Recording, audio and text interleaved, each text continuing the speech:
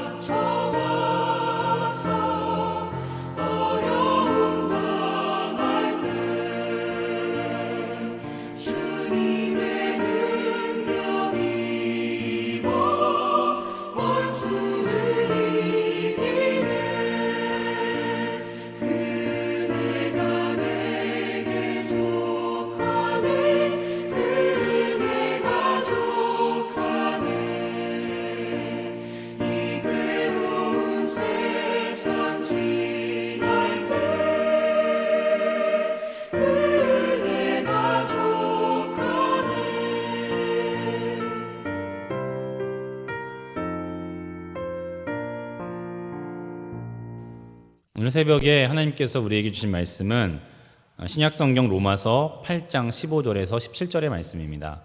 로마서 8장 15절에서 17절의 말씀, 제가 가진 성경으로 신약성경 250페이지에 있습니다. 찾으신 줄 알고 제가 봉독해 드리겠습니다. 너희는 다시 무서워하는 종의 영을 받지 아니하고 양자의 영을 받았으므로 우리가 아빠 아버지라고 부르짖느니라. 성령이 친히 우리의 영과 더불어 우리가 하나님의 자녀인 것을 증언하시나니 자녀이면 또한 상속자 곧 하나님의 상속자요 그리스도와 함께한 상속자니 우리가 그와 함께 영광을 받기 위하여 고난도 함께 받아야 할 것이니라. 아멘. 오늘도 말씀을 통해서 성령님의 음성 들으시고 깨닫는 심령들 다 되시기를 간절히 축원합니다. 말씀의 제목은 예수님의 고난을 이해하는 성도, 예수님의 고난을 이해하는 성도라는 제목입니다. 우리가 하나님의 이름을 여러 가지로 정의할 때가 있는데요. 대부분 뭐 창조의 하나님, 뭐 사랑의 하나님, 공의의 하나님, 뭐 질투하시는 하나님, 뭐 심판하시는 하나님, 이렇게 여러 가지 이름으로 하나님의 이름을 정의합니다. 그런데 오늘 본문은 하나님의 이름을 아버지라고 정의하고 있습니다. 우리가 아버지를 얻게 되는 경우는 두 가지죠. 내 육적인 아버지를 얻게 되는 것이 일반적인 경우고요. 특별한 경우에 어떤 사람을 양자로 삼는, 양자로 입적시키는 그런 경우가 있죠. 그래서 우리가 아버지를 얻게 되는 경우, 그렇게 두 가지 경우가 있습니다. 오늘 본문이 의미하는 방향은 두 번째 경우, 양자를 삼는 경우입니다. 바울이 로마 상황 속에서 하나님과 우리와의 양자됨을 표현하기 위해서 양자 제도를 비유로 설명하고 있는 거죠. 로마 시대 때 로마의 귀족들은 자신이 데리고 있던 노예를 양자로 삼는 경우가 있었다고 합니다. 왜 양자로 삼았을까요? 그 귀족이요. 여러 가지 이유가 있겠지만 상속권 때문이었습니다. 자기가 평생 동안 얻은 소유, 내 토지, 내 돈, 어떤 모든 지위, 이런 것들을 상속할 사람이 없었을 때에 양자를 삼는 것입니다. 양자를 삼는다는 히오데시아라는 그 단어 안에 상속의 의미가 포함되어 있습니다.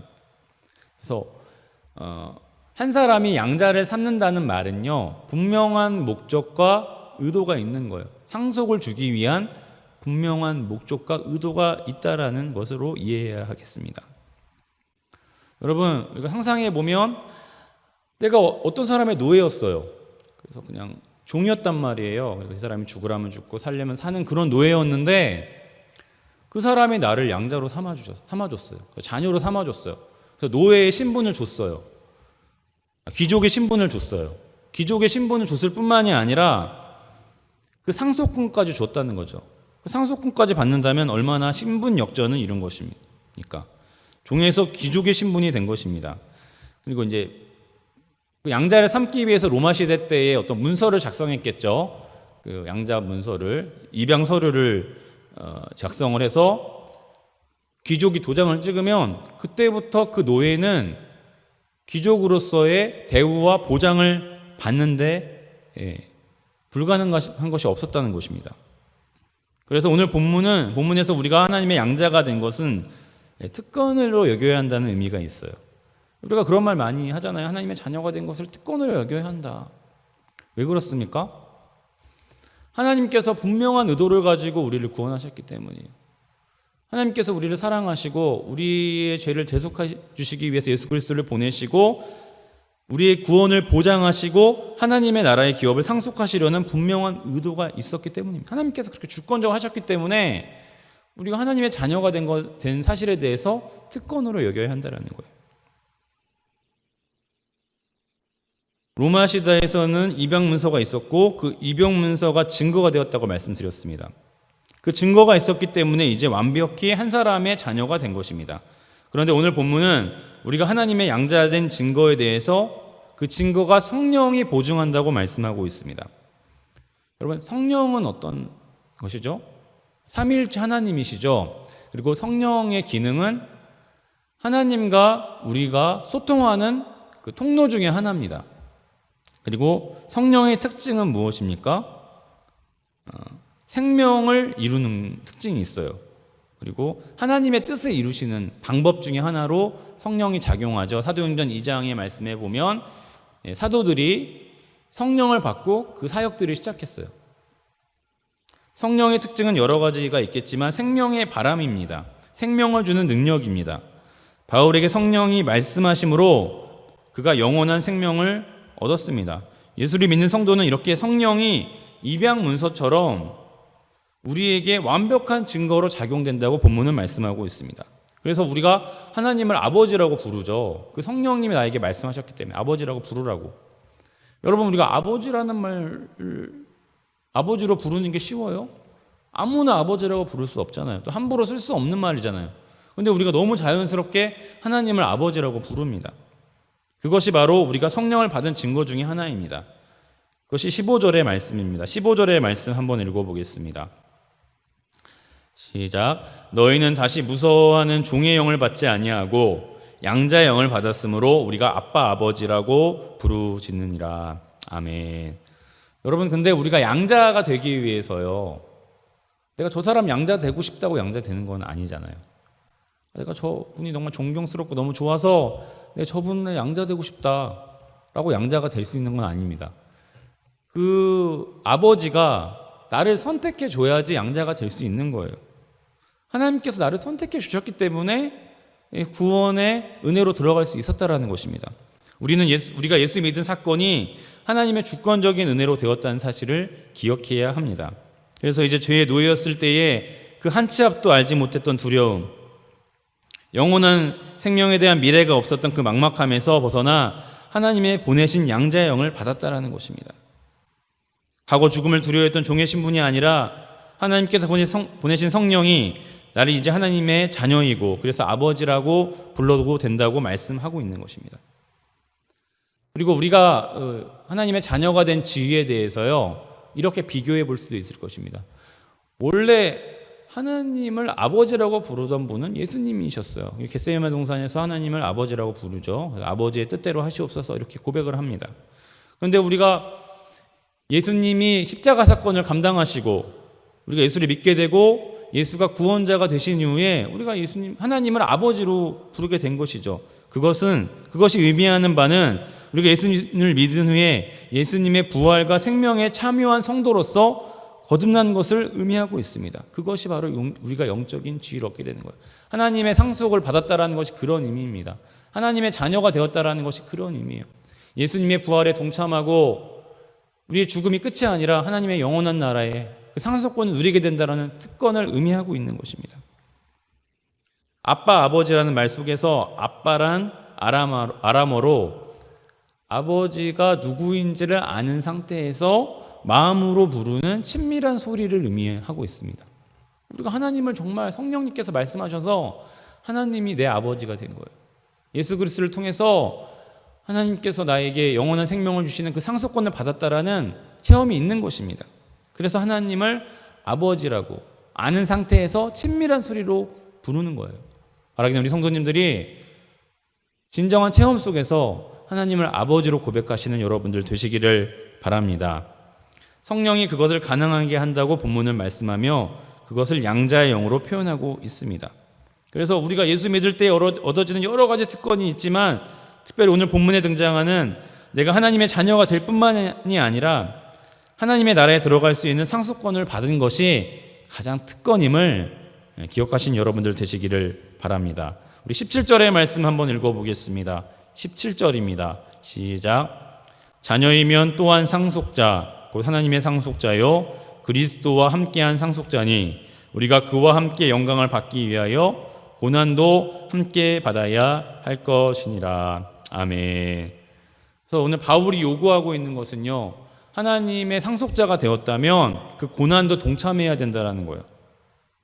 그 고난에 동참할 수 있는 방법은 예수 그리스도의 헌신과 고난을 이해하는 것입니다. 내가 정말 믿은 예수님께서 나를 위하여 십자가에 달려 돌아가셨다라는 그 고난, 인류 모든 죄를 위하여 대속제물이 되어주셨다는 그 헌신을 내가 이해해야지만 내가 하나님의 완벽한 상속자가 될 수 있다는 말씀이에요. 우리가 그리고 그것을 이해할 때만이 현재의 상황에서 우리의 방식대로 고난에 동참할 수 있을 것입니다. 그 고난에 동참하는 방법들은 여러 가지가 있을 것입니다. 그것이 교회에 대한 헌신이 될 수 있을 것이고요. 또 우리가 예배 드리는 것이 될 수 있을 것이고요. 또 우리가 항상 신앙생활 속에서 여러 가지 방법으로 동참하는 경우들이 있을 것입니다. 그리고 세상에 나아가 여러 가지 모양으로 하나님의 사랑과 이웃 사랑을 실천하는 방법들이 있을 것입니다. 그럼 우리가 가진 달란트대로 우리가 가진 은사대로 그렇게 하면 돼요. 근데 더 중요한 것은 무엇이냐면 그 동참에 그 고난에 동참하는 본질이 무엇인지를 이해하는 것이 중요합니다. 정말 내가 예수 그리스도의 고난을 통해서 하나님의 자녀와 상속자가 되었다는 믿음 안에서 그 고난에 동참해야 한다라는 거예요.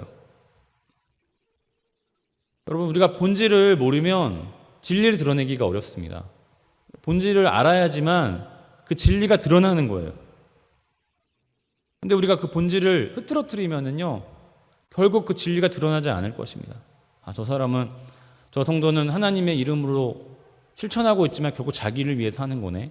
자기의 지위를 위해서, 자기의 이미지를 위해서만 하네. 하는 것이 결국은 드러나게 될 것입니다. 그러나 내가 정말 예수 그리스도 때문에 섬김을 감당한다면 언젠가는 그 섬김을 보고 다른 사람이 그 본질에 대해서 궁금해하게 될 것이라고 저는 믿어요. 어떤 사람은요, 우리가 복음을 말로만 증거해도 복음을 이해하는 사람도 있을 것입니다. 그러나 또 다른 사람들은 우리가 복음을 증거하는 대로 끝나지 않고 우리가 그리스도인으로서 어떤 섬김을 감당했을 때에 그 실천을 보고 복음을 이해하는 사람도 있을 것입니다. 만약에 어떤 사람이 우리 그리스도인들의 실천을 보고 복음을 이해한다면 실천해야겠죠. 왜냐하면 그 사람이 복음을 이해하는 것, 하나님을 만나고 예수 그리스도를 믿는 것이 더 중요하기 때문입니다. 만약 세상을 향한 우리 그리스도의 헌신과 섬김을 통해 어떤 이가 예수님을 이해하고 복음을 이해한다면 그것이야말로 진정한 하나님의 상속자로서 고난에 동참한 성도일 줄로 믿습니다. 죄의 종으로 죽을 수밖에 없었던 우리를 양자 삼아주시고 하늘나라의 기업을 상속해 주셨던 사실을 기억하면서 그 고난에 동참하시는 여러분들 되시기를 바랍니다. 그래서 우리의 그 고난을 동참하는 실천을 통해서 우리가 그 고난의 본질을 이해하는 것을 통해서 다른 사람들이 예수님을 알게 되고 그 본질에 대해서 궁금해하고 우리의 모습을 보고 예수님을 이해하는, 또 교회를 이해하는 신령한 역사들이 우리 삶 가운데 일어나시기를 간절히 축원합니다. 기도하겠습니다. 사랑과 은혜가 충만하신 하나님, 참으로 감사를 드립니다. 우리가 하나님의 주권적인 은혜로 하나님의 자녀가 되고 하나님의 상속자가 되었다라는 것을 말씀을 통해 알려주시니 감사를 드립니다. 우리가 그러한 특권에 감사하는 진정한 성도들 될 수 있도록 축복하여 주시옵소서. 그 감사에서 더 초월하여 하나님의 자녀로서 그리스도의 고난에 동참하고 그 본질된 사명을 감당함으로써 우리의 실천을 보고 하나님을 알게 되고 예수를 알게 되고 교회를 알게 되는 귀한 신령한 역사들이 일어날 수 있도록 축복하여 주시옵소서. 영상으로 예배드리는 모든 성도들의 가정과 일터와 삶 가운데에 주님 동행하여 주시고 성령님께서 생명의 바람을 불어주시며 그 일들을 통하여 하나님과 더 친밀한 교제를 이루는 우리 목동교회 성도들 될 수 있도록 축복하여 주시옵소서. 주님께서 끝날까지 우리와 동행하여 주실 줄 믿사오며 모든 기도 예수님의 이름으로 간절히 기도드렸습니다. 아멘. 다 같이 찬송가 435장 찬송하겠습니다. 435장입니다.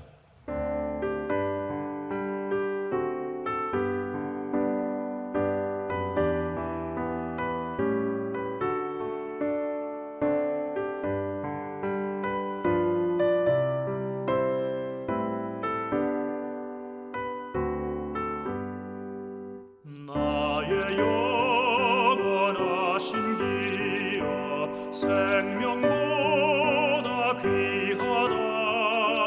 나의 갈 길 다가도록 나와 동행하소서. 주께로 가까이 주께로 가오니 나의 갈 길 다가도록 나와 동행하소서.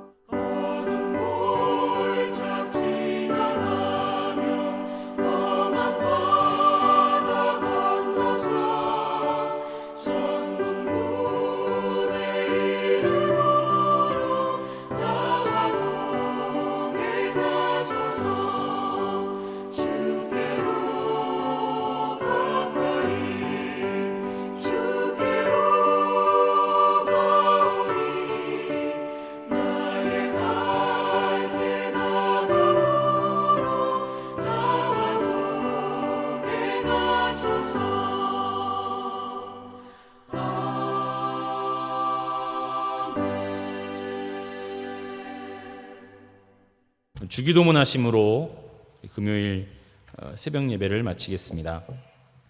하늘에 계신 우리 아버지여, 이름이 거룩히 여김을 받으시오며 나라가 임하시오며 뜻이 하늘에서 이루어진 것 같이 땅에서도 이루어지이다.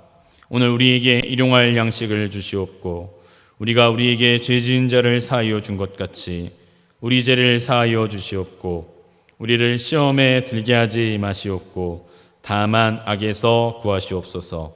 나라와 권세와 영광이 아버지께 영원히 있사옵나이다. 아멘.